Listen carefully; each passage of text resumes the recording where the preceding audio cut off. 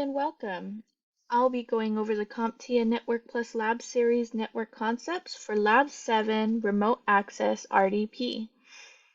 There are a few objectives that I'll be going through in this walkthrough, and the first one is to classify how applications, devices, and protocols relate to the OSI model.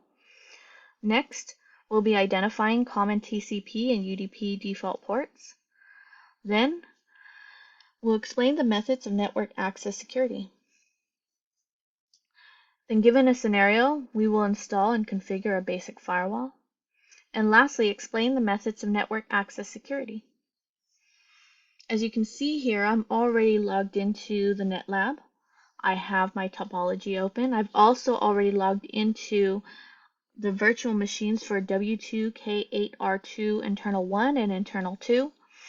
And I have my PDF for the Net+Lab over here on the right hand side of my screen, so I can walk through the lab with you. If you scroll down through the worksheet, you'll notice that there's a section under Introduction that says this lab includes the following tasks. So the first task would be to connect to another machine using RDP, which is remote desktop. Then 2 is configuring the routing and remote access RRAS server role. And lastly, we'll be using the built-in VPN client to create a VPN connection. Further down this sheet, you'll notice there's an objective listed as well as key terms. I really do suggest you review these before you start the lab so that you understand some of the terms that I'll be using in explaining this lab.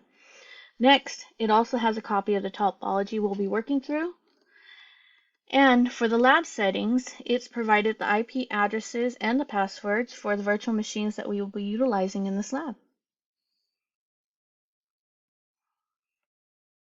Be sure to have this all logged in and set up before we begin.